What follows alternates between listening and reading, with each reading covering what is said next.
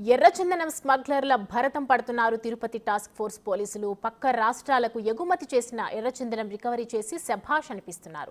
అన్నమయ్య జిల్లాలో పట్టుబడ్డ స్మగ్లర్స్ ఇచ్చిన సమాచారం మేరకు గుజరాత్కు ఎర్రచందనం స్మగ్లింగ్ చేస్తున్నట్లు గుర్తించారు. దీంతో గుజరాత్కు వెళ్లి అక్కడి పోలీసులతో సమన్వయం చేసుకుని 5 టన్నుల ఎర్రచందనాన్ని తిరుపతికి తీసుకొచ్చారు టాస్క్ ఫోర్స్ పోలీసులు.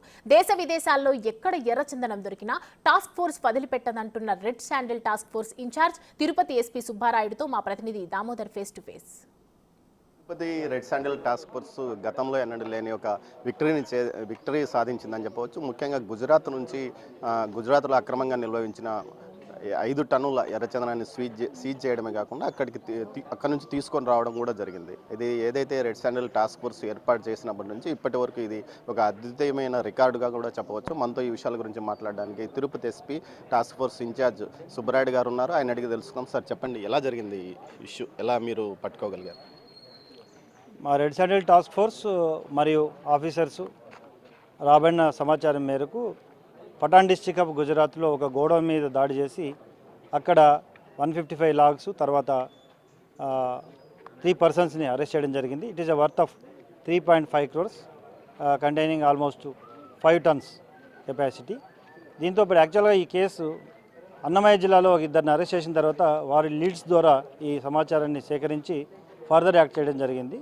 రాబోయే రోజుల్లో ఖచ్చితంగా ఈ రెడ్ శాండిల్ స్మగ్లర్స్ని పూర్తిగా up to forward and backward అన్నీ కూడా వెరిఫై చేసి వారిపై స్ట్రింజెంట్ యాక్షన్ తీసుకోవడం జరుగుతుంది. సార్, కొన్ని చోట్ల పట్టుబడ్డ రెడ్ శాండిల్ వారే అమ్ముకుంటున్నారు. ఈ విషయంలో కేంద్ర మంత్రిని కూడా కలిశానని ఏదో అటవీ శాఖ మంత్రి పవన్ కళ్యాణ్ గారు చెప్పారు.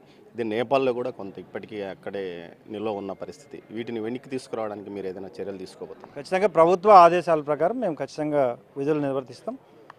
ప్రభుత్వం ఆదేశాలను వచ్చిన తర్వాత ఆదేశాల ప్రకారం ఖచ్చితంగా వాచ్ టవర్స్ కానీ చాలా ప్రాంతాల్లో ఏదైతే టాస్క్ ఫోర్స్ సిబ్బంది కూడా కొంత ఇబ్బందులు ఎదుర్కొంటున్న పరిస్థితి, అవి సక్రమంగా పనిచేయకపోవడం, లోపలికి వెళ్ళడానికి ఇబ్బంది, వీటినన్నింటినీ సరిదిద్దడానికి ఏదైనా చర్యలు తీసుకోవాలి. ఇవన్నీ కూడా ప్రభుత్వ దృష్టికి తీసుకెళ్ళడం జరిగింది ఆల్రెడీ.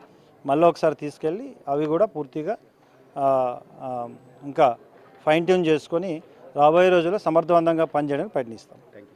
దేశంలో కానీ ఎక్కడ దొరికిన ఏదైతే ఎర్రచందనం ఎక్కడ దొరికినప్పటికీ పూర్తి స్థాయిలో అది ఆంధ్రప్రదేశ్కి చెందుతుంది. ముఖ్యంగా తిరుపతికి సంబంధించి శేషాచలం ఫారెస్ట్లో మాత్రమే ఎర్రచందనం లభ్యమవుతున్న నేపథ్యంలో ఇక్కడికి తీసుకురావడానికి అన్ని రకాల చర్యలు తీసుకుంటున్నాం.